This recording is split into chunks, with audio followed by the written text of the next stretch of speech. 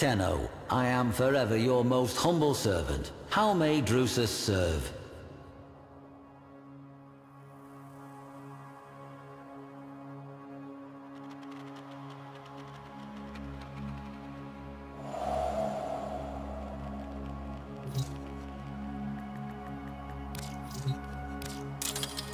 You must be insane.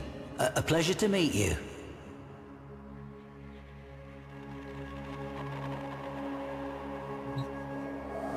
Ash, Avatar of Murder, patron saint of the Orokin School of Political Assassination, known as the Scoria. Each assassin bore a mark, a swirling, smoky black jewel between their eyes.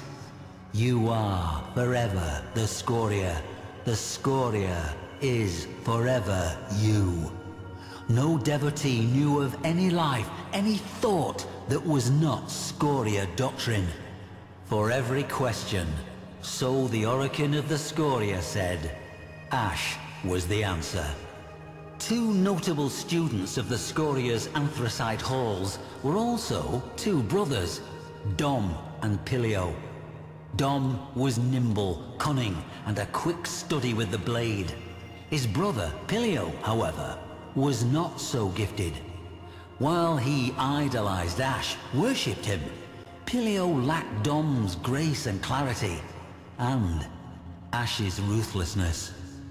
However, it was Dom who'd been captured by the very target he was tasked to kill. A sin unforgivable to the Scoria. So it fell to Pilio, the lesser, to uphold the Scoria by taking Dom's life. By this, the Seven would have assurance that Dom's flaw was not a familial trait. You see, as you might expect of an Orokin school of murder, the Scoria were ruthless when it came to academic excellence. With Dom dead at Pilio's feet, two essential killings would have taken place. That of a failure, and that of any shred of pity within Pilio. Ash would oversee Pilio's mission. Pilio's soul was to die that day, as the life drained from his brother's eyes. Or, if he could not do so, beneath the blades of his lifelong idol, Ash.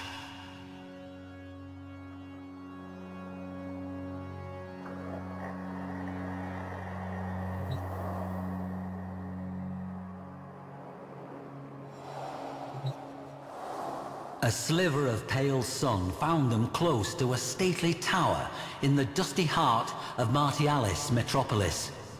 Coils of red Martian dust trailed tongues from the dark metal of Ash's Edo epaulets.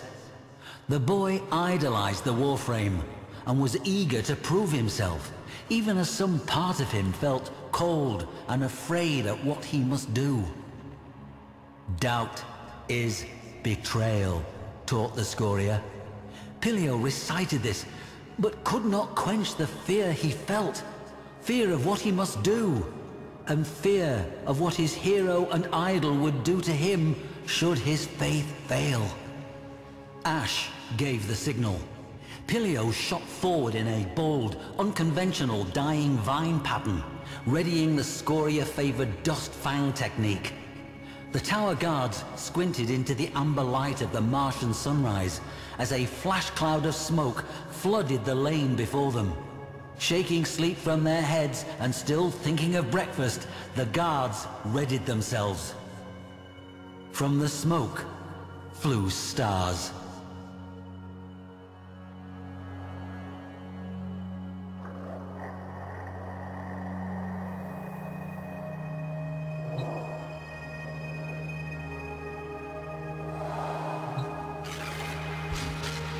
Staring into the lifeless eyes of the guardsman at his feet, bile rose in Pilio's throat. The boy berated himself, this weakness, this disgust. Touching the symbol of his order, the smoke gem between his eyes, he muttered a prayer for strength. Stepping over the carpet of bodies, Ash crept into the courtyard, knowing full well the 50-strong house guard would show itself in force. With a sudden clatter, reinforcements lined the courtyard walls, balconies. The Scoria had a saying, "You are immortal. One mistake makes that otherwise." Ash had never made a mistake. Here were 50. With one swift movement, the Warframe swatted the boy into cover, unslung his Corster bow, and sprang into a flawless grey chrysanthemum combat solution. Shame reddened Pilio's face as the courtyard lit noon bright with the glare of 100 muzzle flashes. His blade dry in his hand.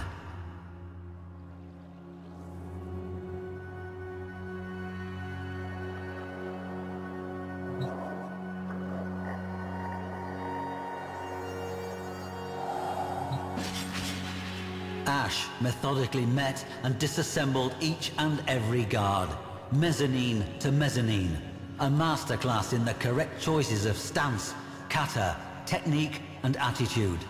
Bodies rained into the courtyard. Wincing, the boy looked away. Within minutes, 50 corpses lay at their feet. When Pilio felt Ash's shadow fall across him, he forced himself to look, trembling. Ash's inscrutable gaze pinned him. Chest tight, breath terrified and quick, Pilio forced himself to stand and face his assessor. He could not look at the bodies. Truthfully, he expected to die where he stood. If the Warframe approved or disapproved, he gave no sign. Rather, Ash opened an arm, showing the way toward Pilio's final trial.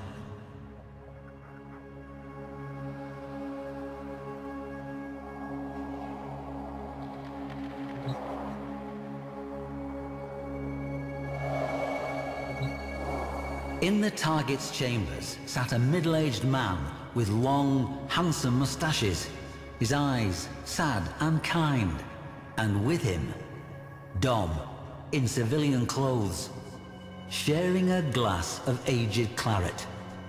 Pain cracked through Pilio's brain, the smoke gem between his eyes flashing hot. Sudden images of sunlight, vineyards, a woman's face. The gem burned as it pushed these images away. A young man with grand mustaches smiling and saying, "Of all the sons I could have had, I'm glad it was you two." Pain. Dom leapt to his feet, urging his brother to hear what the target had to say. But Pilio saw only the scabbed-over divot between Dom's eyes, where a black jewel had once rested. Dom had turned his back on their order. Why had he done this? The mustachioed man leapt to Dom's defense, snatching his sidearm from beneath his ironwood desk. A foolish mistake. Ash split into impossible multiples. The man opened fire on the three, before being seized from behind by the fourth. Ash's illusory clones vanished. The weapon clattered to the polished wooden floor, even as his feet left it, dangling 3 feet above, helpless. Those sad, kind eyes locked on Pilio's in a regretful farewell. "Ask the Warframe," Dom said. "He knows exactly why." Fear filled Pilio's heart. Pilio turned to his idol, that saint of murder. The same question, but this time for Ash. Why? That moment of breathtaking impudence stretched for an eternity. Ash released his grip. His prisoner flopped to the floor, gasping. With one great hand, Ash reached toward Pilio's face and sank a vicious talon beneath that midnight jewel. Pilio screamed. Blood flowed. The gem flew free with a nauseating pop, cracking against the wall to die in a weak plume of rancid smoke. Blinding white insight descended upon Pilio de Nas.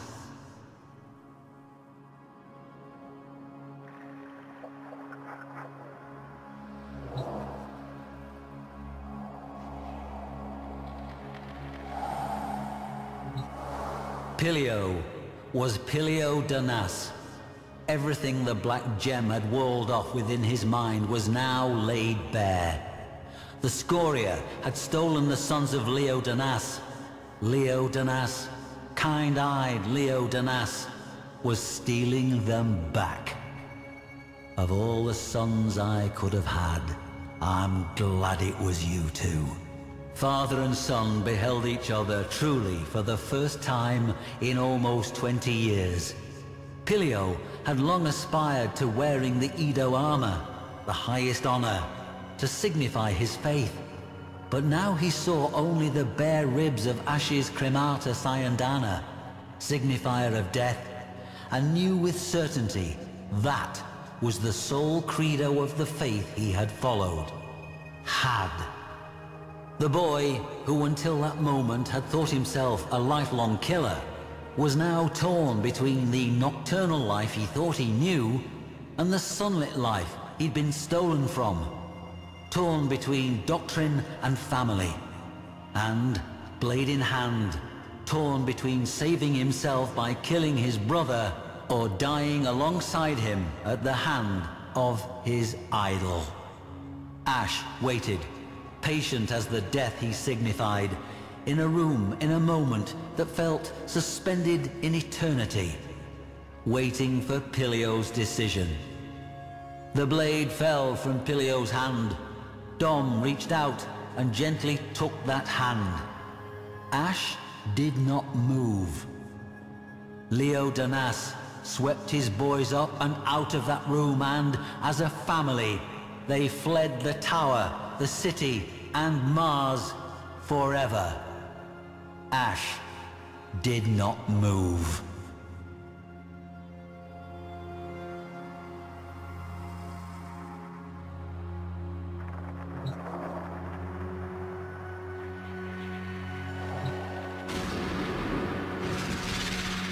So, what are we to make of this?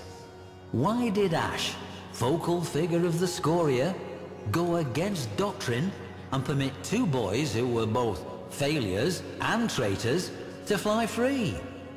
What was it this killer saw in two near orphans that, shall we say, softened his heart? We do not know. Neither did Pilio, whose memoirs bring us this story. But we do know this. In the final days of Orokin rule, as towers fell and death came for the white and gold gods, the Scoria were not spared. No, rather their senior ranks, the mentors and chief assassins, were exterminated to a figure in a pogrom of ruthless and breathtaking efficiency. A near-total destruction, led, in the main, by Ash. Curious? No.